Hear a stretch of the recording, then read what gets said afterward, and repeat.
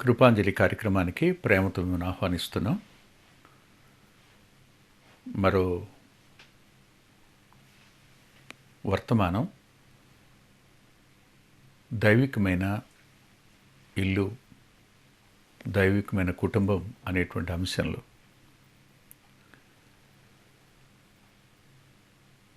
ఒక వ్యక్తి కొన్ని వచనాలు రాసి దాన్ని పంపాడు. అందులో ఇలా ఉంది: ఒక అన్న తన చెల్లి పెండ్లి చేసి పంపుతున్నాడు. అన్న చెల్లి పెండ్లి చేసి పంపుతున్నప్పుడు వెళ్ళిపోతున్న చెల్లి అన్న చేతులు పట్టుకుని, అన్నయ్య నాకు ఒక వాగ్దానం చెయ్యి అంది. ఏంటమ్మా అన్నాడు.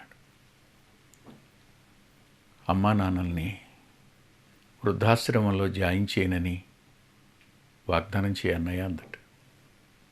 అప్పుడు అయితే నువ్వు కూడా నాకు ఒక వాగ్దానం చేయమ్మా, నీ భర్తని వాళ్ళ అమ్మా నాన్నలకు దూరం చేయనని వాగ్దానం చేయమ్మా అన్నట్టు ఆయన. దైవికమైన ఇంట ఉండవలసిన సంబంధాలు ఓ తండ్రి, ఓ తల్లి, ఓ కొడుకు. ఈ కుటుంబంలో, అబ్రహాం కుటుంబంలో ఒక స్పష్టమైన సంబంధాలు, ఓ స్పష్టమైన దైవిక వాతావరణం ఆ ఇంట మనకు కనిపించింది. మనం ఆదికాండం 18వ అధ్యాయం చదువుకున్నాం కదా. అందులో ప్రభువును చూడగానే అబ్రహాము చూపించినటువంటి గౌరవం, మర్యాద, విధేయత, ఆతిథ్యం ఎడల కనపరిచిన శ్రద్ధ, అబ్రహాము మాటకు లోబడిన అతని భార్య అయిన శారా, ఈ రెండు ప్రాథమికం. భార్యాభర్తల మధ్య సత్సంబంధం ఉండడం అనేది దైవికమైన కుటుంబం యొక్క లక్షణం. భర్త దేవునికి లోబడేవాడిగా ఉండాలి.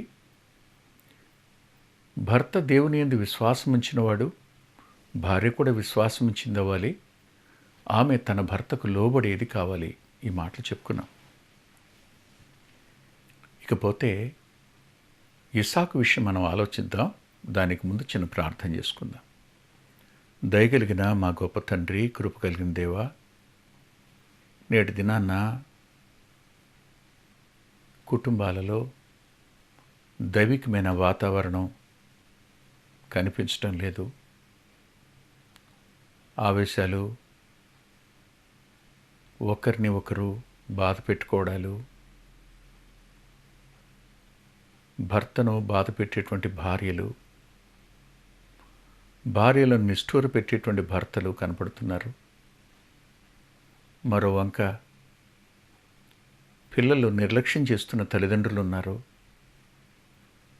తల్లిదండ్రులను తిరస్కరిస్తున్నటువంటి పిల్లలు కనపడుతున్నారు. ఇలాంటి సమయాన ప్రత్యేకంగా మీ వాక్యం వద్దకు వచ్చి మీ లేఖనంలో ఓ కుటుంబాన్ని మేము గత కొన్ని వారాలుగా అధ్యయనం చేయడానికి కృపనిచ్చారు.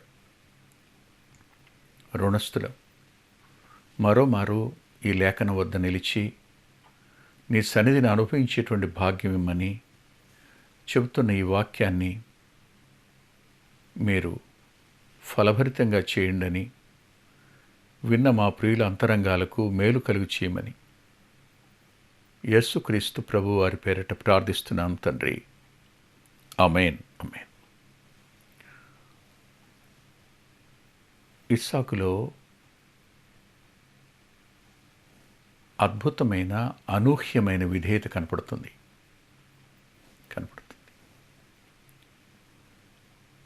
22వ అధ్యాయంలో అతడు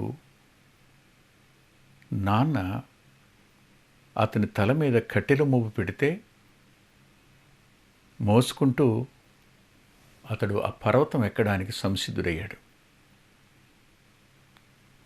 అంటే తండ్రి తన మీద మోపిన భారాన్ని చివరి వరకు మోయడానికి ఇష్టపడిన కొడుకతను. ఇది నిజంగా ఒక గొప్ప లక్షణం. పిల్లల్ని పిలిచి, ఎంతోసేపు ట్రాఫిక్ డిపార్ట్మెంట్లో పనిచేస్తున్నటువంటి ఒక కానిస్టేబుల్ గారు, కొంచెం కాళ్ళు నొక్కండిరా, కాళ్ళు లాగేస్తున్నాయి అని అంటే, వచ్చి కాళ్ళు నొక్కుతూ కొద్దిసేపుడు చాలా వెళ్ళొచ్చా, ఇంకా చాలేదా అని అనే పిల్లలు కనపడతారు. కానీ తండ్రి తన తల మీద పెట్టిన కట్టెల మోపు పైకి వెళ్ళి అక్కడ దింపేటంత వరకు మోయడం అనే దగ్గర నిజంగానే తండ్రి తన మీద పెట్టుకున్న నమ్మకాన్ని వమ్ము చేయని కొడుకు ఇస్సాకు.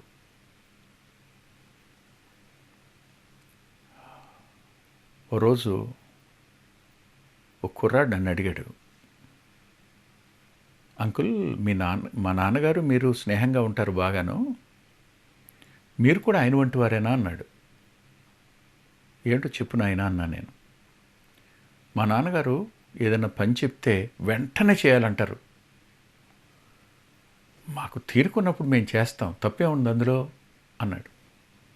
అయితే నేను కూడా ఆయన వంటి వాడిని నాయన, చెప్పిన పని వెంటనే చేయడం మాకిష్టం. దాన్ని మీకు ఇష్టం వచ్చినప్పుడు తీరుబడిగా చేయడం అనేది నిర్లక్ష్యం చేయడం, తండ్రిని అవమానించడం అవుతుంది అని అన్నాను. అప్పుడు అనుకుని ఉంటాడు అతను, ఓహో సేమ్ ఫెదర్స్ గ్యాదర్స్ టుగెదర్ అన్నాడు కదా, వీడు ఆయన ఒకటేనన్నమాట అనుకుని ఉంటాడు ఆ కుర్రాడు. జ్ఞాపకం చేసుకోండి, పిల్లలుగా అమ్మ నాన్నలు మీ మీద పెట్టుకున్న నమ్మకాన్ని వమ్ము చేయకండి. వారు మీకు అప్పగించిన బాధ్యతలను సక్రమంగా నిర్వర్తించడానికి శక్తి వంచన లేకుండా మీరు శ్రమించండి. ఆలోచించండి, బలిపీఠం దగ్గరికి వెళ్ళిన తరువాత బలిపీఠం కట్టాక జరిగిందేమిటి? అతడు బలిపీఠం కట్టాడు అబ్రహాం. కట్టెలు మోసినవాడు ఆ బలిపీఠపు రాళ్లను తండ్రికి ఇవ్వకుండా ఉండుంటాడా? నిలబడి ఉంటాడా? లేదు. అంతేకాదు, కొడుకు చేతులు కాళ్ళు కట్టేసి బలిపీఠం మీద పెట్టినప్పుడు, నన్ను చంపడానికే నా తల మీద కట్టెలు మోపించాడు మా నాన్న అనే దగ్గర ఏ కొడుక్కైనా ఎలాంటి భావం వస్తుందో చెప్పండి. కానీ ఇస్సాకు తన తండ్రి విషయంలో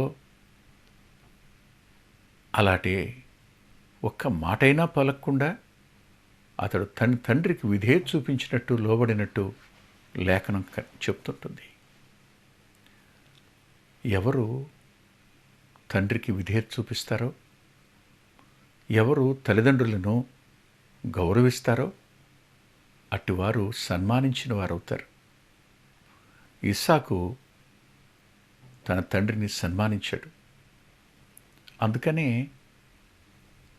చాలామార్లు నాకు ఇలా అనిపిస్తుంటుంది, అబ్రహాము కంటే యాకోబు కంటే ఇస్సాకు ఎక్కువ సంవత్సరాలు జీవించాడు. తల్లిదండ్రులను సన్మానించిన వాడు దీర్ఘాయుష్మంతుడవుతాడనే ఆజ్ఞ రాకముందు, ఆజ్ఞతో కూడిన వాగ్దానం రాకమునుపు కూడా దేవుని ప్రమాణాలు మారలేదన్నమాట. ఇస్సాకులో ఆ విధేయత కనిపిస్తుంటుంది, అట్టి విధేయత కనిపిస్తుంది. అంతేకాదు, మరో మాట కూడా చెప్పాలి. అదేమిటంటే, వివాహం దగ్గర, నేటి దిన వివాహం దగ్గర చాలామంది పిల్లలు నాన్న మాట తీసుకోవడానికి వారు ఎంతమాత్రం ఇష్టం చూపటంలా, వాళ్ళ ఆలోచన, వాళ్ళు కోరుకున్నది, వారు అనుకున్నది వాళ్ళు కలలు కన్నటువంటి రంగుల కళ అది సరైందనుకుంటున్నారు కానీ అనుభవంలోంచి వచ్చేటువంటి సలహాని స్వీకరించడానికి నేటి యవనస్తులు సుముఖంగా లేరు. దైవికమైన కుటుంబంలో అమ్మానాన్నల మాట విని వాక్య ప్రమాణాల చొప్పున వివాహం చేసుకోవడం అనేది ఇస్సాకులో మనకు కనిపిస్తుంది. అది 24వ అధ్యాయంలో మనకు కనిపిస్తుంది. ఆదికాండం 24లో ఇస్సాకుని ఏం అడగలేదు ఆయన. పెద్దదాసుని పిలిచాడు, ఇక్కడ కనాను స్త్రీలో ఎవ్వతని నా కూతురికి చేయొద్దు, వెళ్ళి నా తండ్రి ఇంటి నుండి నా బంధువుల యొద్ద నుండి పెండ్లి కుమార్తెని తీసుకురావాలి, బయలుదేరు అన్నాడు. ఇస్సాకు ఒక స్పెషల్ అఫైర్ ఏం పెట్టుకోలేదన్నమాట. అబ్రహాముకు లేఖనం చొప్పున 3 భార్యలు ఉన్నారు. యాకోబునకు లేఖనం చొప్పునే 4 భార్యలు కనిపిస్తారు. ఇస్సాకు ఒకే ఒక భార్య అతనికి. ఎందుకో లేఖనంలో అనేక మందిలో ప్రభు యొక్క ఛాయలు కనపడుతుంటాయి, ఇస్సాకులో మరెక్కువగా కనపడుతున్నట్టు అనిపిస్తుంటాయి. ఈ 3లో వివాహంలో ఎవరినో తీసుకుని వస్తున్నప్పుడు ఆమె ఎవరో, ఎలాంటిదో, ఎలా ఉంటుందో అసలు అవేవి లేకుండా ఏ కొడుకు ఒప్పుకుంటాడండి మంచి కొడుకు కాకపోతే?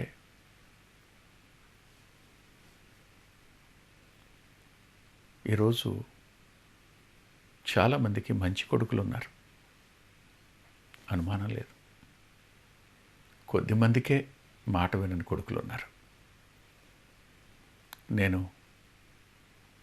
పెళ్లి కాకముందు మంచివాడేనండి, పెళ్ళి అయిన తర్వాత అంటారు కొంతమంది. నేను మీకు తల వంచి ఒక మాట చెప్తున్నాను, వినండి.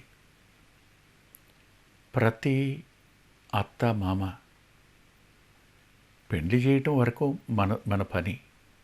పెళ్ళయ్యాక కోడల్ని గురించి మేము మా కొడుక్కి ఏ మాత్రం ఫిర్యాదు చేయము అనే ఓ నియమం పెట్టుకోగలిగితే ఎంత బాగుంటుందో ఆలోచించండి. ఏ వ్యక్తుల లోపాలు కనపడవు? ఎన్నో లోపాలు కనపడతాయి. మాటలో లోపం కనపడుతుంది, ప్రవర్తనలో లోపం కనపడుద్ది, ఇంటికి వచ్చిన వారిని వాళ్ళు చూసే విధానంలో పక్షపాతం కనపడుద్ది, పట్టించుకోకపోవడం దగ్గర కనపడుతుంది, వాళ్ళ నిర్లక్ష్యం, కోపం, ఇందులో ఎన్నో చెప్పొచ్చు. కానీ ఒకటే, నేను నా కోడలి విషయంలో నా కొడుకు ఏ చెడు చెప్పను. ఈ నియమాన్ని తల్లిదండ్రులుగా మీరు పెట్టుకోండి. అంతేకాదు, విశ్వాసులైన కోడళ్ళే అయితే భార్య కూడా ఒక మాట చెప్పాలి. మీరు కూడా మీ అత్తమామల గురించి నీ భర్తకు చెడు చెప్పడానికి ప్రయత్నించుకో. వృద్ధాప్యంలో ఉన్న వాళ్ళలో నీకు లోపాలు కనపడితే వయసులో ఉన్న నీకు వాళ్ళకి చాలా లోపాలు కనపడతాయి. కాబట్టి ఈ నియమం విశ్వాసుల మధ్య ఉండడం అనేది అవసరం అని నాకు అనిపిస్తుంది. కొంతమంది ఇలా అంటారు, అదేంటండి ఆమె చేసే పనులన్నీ నిన్న మా కొడుకు చెప్పకపోతే ఎలాగో? ఏమండి, చేతులు జోడించి చెప్తాను, వినండి. వాళ్ళండి కలిసి ఉండాలి, మనం కాదు. మనం ఆగిపోయేవాళ్ళం, వాళ్ళు సాగిపోయేవాళ్ళు. మనల్ని బట్టి వారి మధ్యకి ఏ కలత రానివ్వకండి. ఇది దైవికమైన కుటుంబం యొక్క లక్షణం కాదు. కాదు. ఇంకో మాట, మీరు అలాగే చెప్తారులే అంటారా? ఏమండి, వాళ్ళ వయసు చిన్నది, వాళ్ళు ఓర్చుకోలేక చెప్పొచ్చేమో, మన వయసు పెద్దది, మనం చెప్పడం సమంజసమేనా? కాదు కదండి. దైవికమైన కుటుంబంలో ఈ నియమం ఉండడం మంచిదే అనిపిస్తుంటుంది నాకు. ఆచరించడం ఆచరించకపోవడం మీకు సంబంధించింది. ఇక్కడ పాపం ఇస్సాకుకి ఆ ప్రాబ్లం లేదు. ఎందుకంటే భార్య వచ్చే నాటికి తల్లి చనిపోయింది. అందుకని ఇస్సాకు ఆ సమస్యను ఎదుర్కోలేదు. నేటి ఇస్సాకులు ఎదుర్కొంటున్న సమస్యలు ఇవి. నేటి కుమారులు ఎదుర్కొంటున్న సమస్యలు ఇవి. సరిగ్గా వివాహం దగ్గర తండ్రి మాటకు సంపూర్ణంగా విధేయత చూపించిన కొడుకు ఇస్సాకు. అంతేకాదండి, మరో మాట కూడా చెప్పాలి. అదేమిటంటే,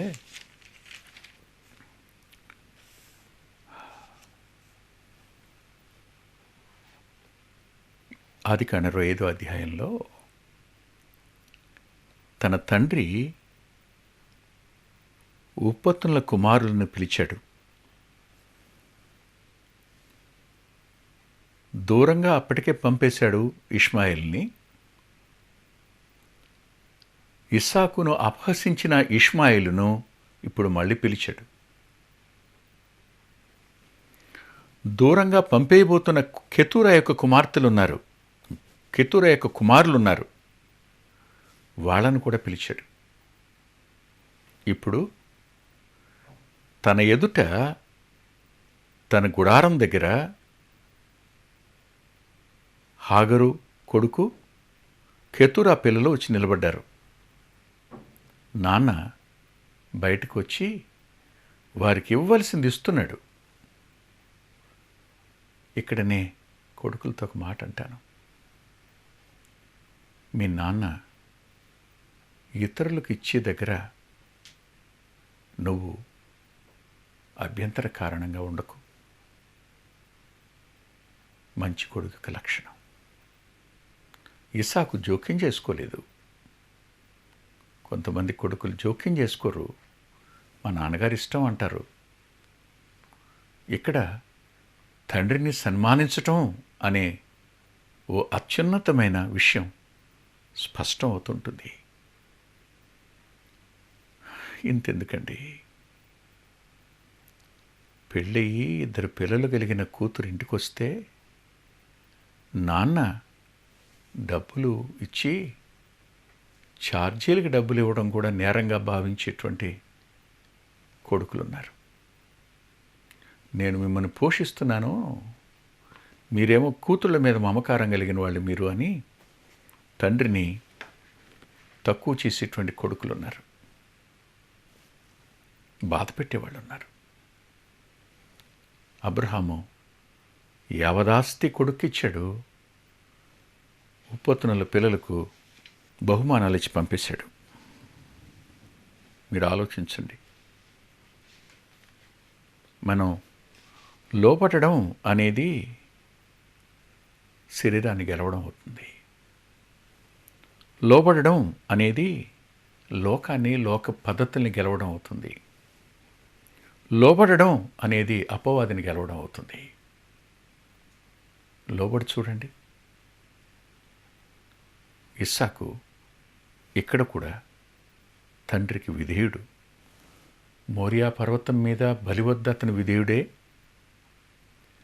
వివాహం చేసే దగ్గర విధేయుడే.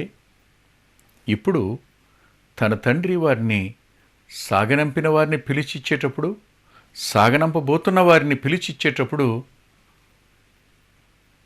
తండ్రికి ఎదురు చెప్పని కొడుకు ఇస్సాకు విధేయుడు. మరో మాట కూడా నేను మీకు చూపిస్తాను. అదేమిటంటే,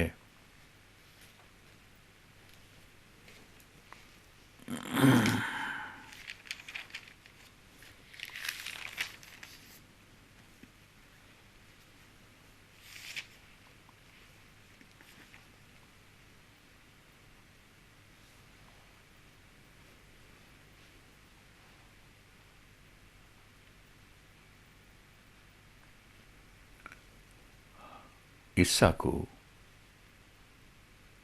తన తండ్రి స్థానాన్ని భర్తీ చేసిన కొడుగ్గా నాకు కనిపిస్తాడు. అయితే ఇక్కడ మరో మాట చెప్పాక అక్కడికి వస్తాను. ఆదికాండం 25వ అధ్యాయం 9వ వచనంలో అతని కుమారులకు ఇస్సాకును ఇష్మాయేలును అతని పాతిపెట్టిరి. తండ్రిని సమాధి చేసే దగ్గర తండ్రి తొలుత ఏ కుమారుని ద్వారా ప్రేమను పొందాడో, ఏ కొడుకు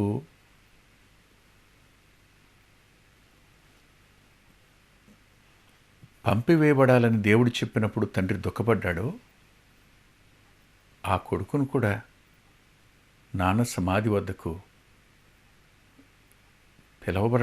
పిలవడం అనేది ఇస్సాకే కదా చేయాలి. నాకు ఇలా అనిపించింది.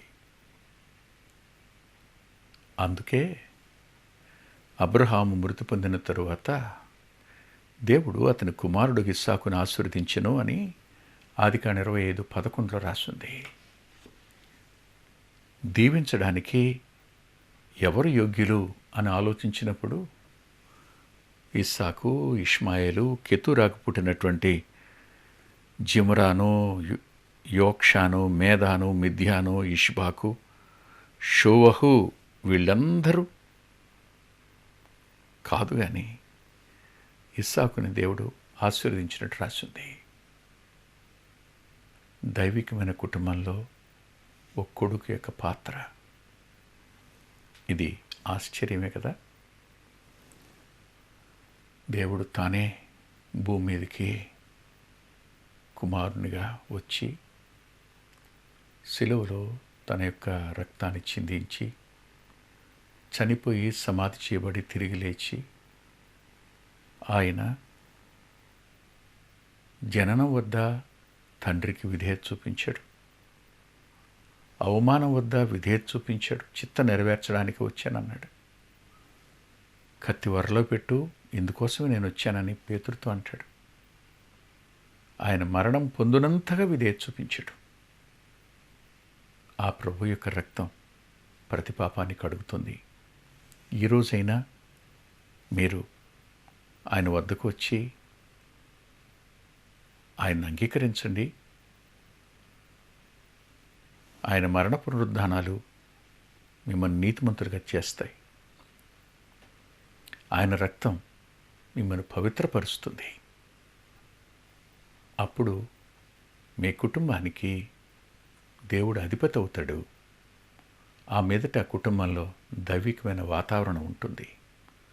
దేవుడు తన కృపను మీకు అనుగ్రహించునుగాక. ప్రార్థన చేసుకుందాం. దయగలిగిన మా గొప్ప తండ్రి, కృపగలిగిన మా దేవ, మరోమారు ఇస్సాకును గురించి కొద్ది మాటలు చెప్పుకోవడానికి సాయపడ్డారు. విన్న మా ప్రియుల అంతరంగాలను బలపరచండి, సహాయపడండి. మీ కృపకు, కాపుదలకు, దయా సంరక్షణలకు విన్న మా ప్రియులందరినీ అప్పగించుకుంటూ నీ కనికరం వారి పక్షంగా ఉంచి తల్లిదండ్రుల మధ్య, పిల్లల మధ్య సమాధానాన్ని ఉంచమని యేసుక్రీస్తు ప్రభు వారి పేరిట ప్రార్థిస్తున్నాం తండ్రి. ఆమేన్. ప్రభుచిత్తమైతే వచ్చే వారం కలుసుకుందాం. దేవుడు మిమ్మల్ని దీవించునుగాక. 2022 క్యాలెండర్ సిద్ధంగా ఉన్నాయి. మీరు వాటిని పొందొచ్చు. మంచి విలువైన విధంగా ఆ క్యాలెండర్ సిద్ధం చేయడం జరిగింది.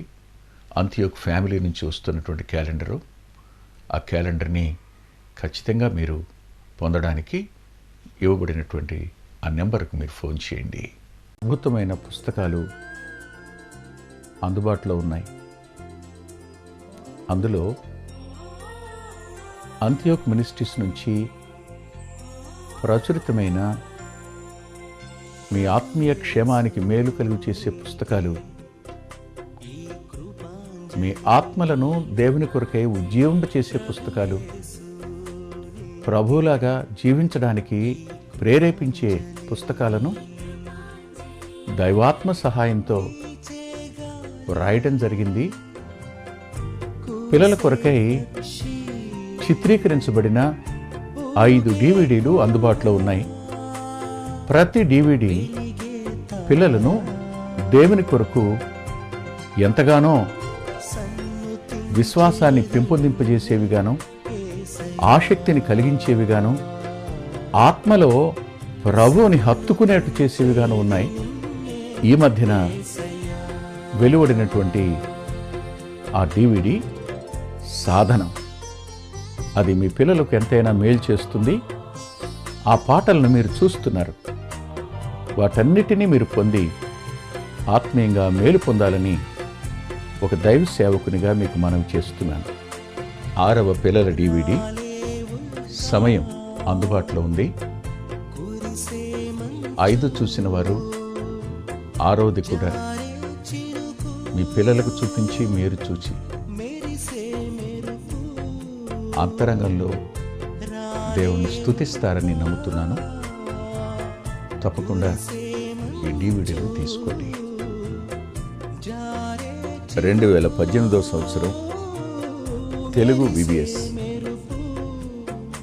DVD దాహం, పిల్లల ఆత్మీయ క్షేమం కోసం 10 పాటలతో దృశ్యరూపకంగా దీన్ని తయారు చేయడం జరిగింది. తప్పనిసరిగా ఈ DVD తీసుకోండి. పిల్లలకు వీటిని పరిచయం చేయండి. ఈ పాటలు మీ పిల్లలకు నేర్పండి. మీ సండే స్కూల్లో ఈ పాటలు నేర్పడం మర్చిపోకండి. నూతనంగా వచ్చిన పిల్లల DVD ఐక్యత అనే టైటిల్ పెడదామనుకున్నాం, కానీ కలిసి ఉందాం అనేటువంటి టైటిల్ని పెట్టడం జరిగింది. కలిసి ఉందాం, అది పిల్లలకు ఎంతో ప్రయోజనకరమైన DVD. దానిని మీరు పొంది మీ పిల్లల ఆత్మీయ క్షేమాన్ని ఖచ్చితంగా చూస్తారని నేను నమ్ముతున్నాను. ఆ DVDని మీరు సంప్రదించి పొందవచ్చు. గత 2 సంవత్సరాలుగా పిల్లల ఆత్మీయ క్షేమం కోసం సచిత్ర ద్విమాస పత్రిక నెలవంక వెలువడుతోంది. అనేక మంది పిల్లలు ఆత్మీయంగా మేము మేలు పొందామని వారి ఉత్తరాల ద్వారాను వ్యక్తిగతంగా కలుసుకున్నప్పుడు సాక్ష్యం చెబుతున్నారు. మీరు కూడా మీ పిల్లల కోసం నెలవంక పత్రికను మీరు పొందొచ్చు. అందుకొరకై ఈ క్రింద ఇవ్వబడినటువంటి ఫోన్ నెంబర్ని మీరు సంప్రదించండి. మా చిరునామా కృపాంజలి, బ్రదర్ పిల్లా వెంకటరత్నం, రామచంద్రపురం రోడ్, గుడివాడ, కృష్ణా జిల్లా, Andhra Pradesh. Our address Krupanjali, brother Pilla Venkataratnam, Ramachandrapuram road, Gudivada, Krishna district, Andhra Pradesh. Phone number 9490504299